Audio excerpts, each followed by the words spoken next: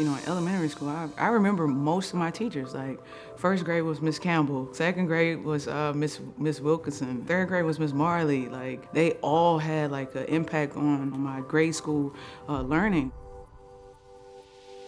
It takes a person that's super dedicated and wants to bring out the best in their students and not just kind of put them off to the side like, oh, well, you're not up to the learning curve. So if everyone looks at Miss Nelson, you can picture her. Those teachers are the ones that we really need to cherish.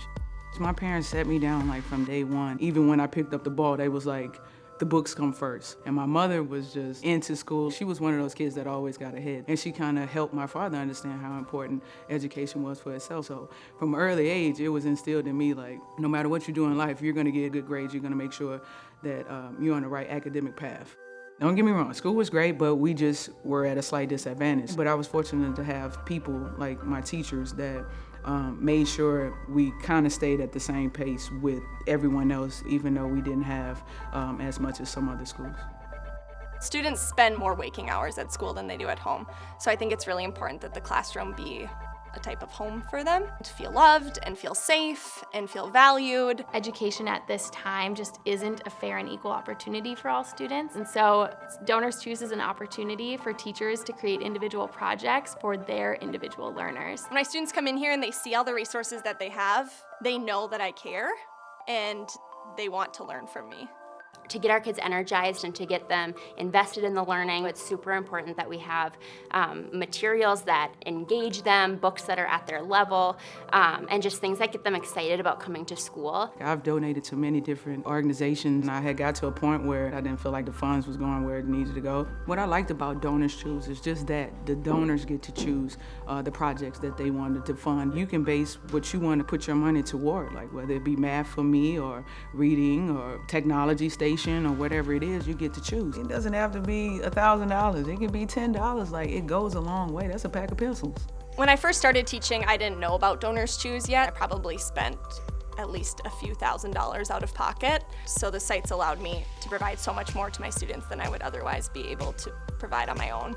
I just kind of went on there, searched around, and I just started funding different projects. And it was awesome because the teachers immediately respond back. You could tell how grateful they are, how thankful they are to be able to, you know, have their projects funded. I have successfully gotten over 100 DonorsChoose projects funded.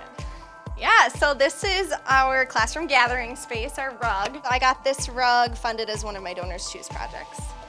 These computers were all funded through DonorsChoose, and they were funded for my after-school detectives class. And then the library, as you can see, it spans from here all the way around there and kind of wraps around the room. I think it's so important to have student choice in literature, and I also think it's really important to represent students from different backgrounds and ethnicities. Well, I think it's really empowering to the teacher that the site says, you know, we trust you, we trust that you know best what your students need, and we will help you to get those resources. Today, we're going to go to Prodeo Academy and see the wonderful things that they're doing and how they're building a great foundation for grade school kids to be able to focus and have the confidence that they need to go further on. She must be the best teacher in the world. How y'all doing? Good, good. We've been to one of y'all games before. You have? Inside You liked it? You enjoyed it? Yeah. Give me some. Y'all won. We did? Oh, thank goodness. So you was our good luck charm then. We surprised them with Seimone, so when she came in, they were just so excited to see someone who's so successful doing something she loves, something she was passionate about. What is it like to be a basketball player? What it's like to be a basketball player is fun. I get to be with my teammates. We work really hard. How often do you guys practice?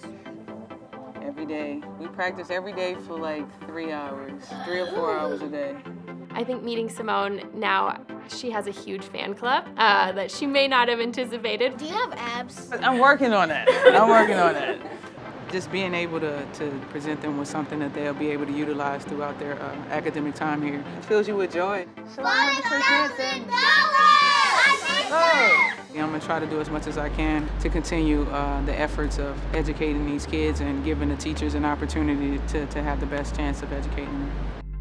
through the DonorsChoose program, the students are always going to remember, that Seimone was here and that people are supporting them all over. Education lays the foundation for you to be a scientist or a doctor or a basketball player or whatever. Taking action, to me, just stepping up. Come on, one shot, just try it.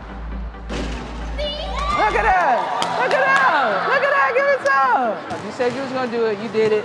I'm just all about impacting someone's life in a positive way. Like, as I do great things in the universe and in the world, my soul grows. This is my little PG. You say you play point guard, right? All right, so that means you pass the ball real well? Who's your favorite player? As a community, we just need to come together and identify what's needed for our communities and come up with a plan and start executing it to be able to figure those things out to kind of help the kids that need it the most.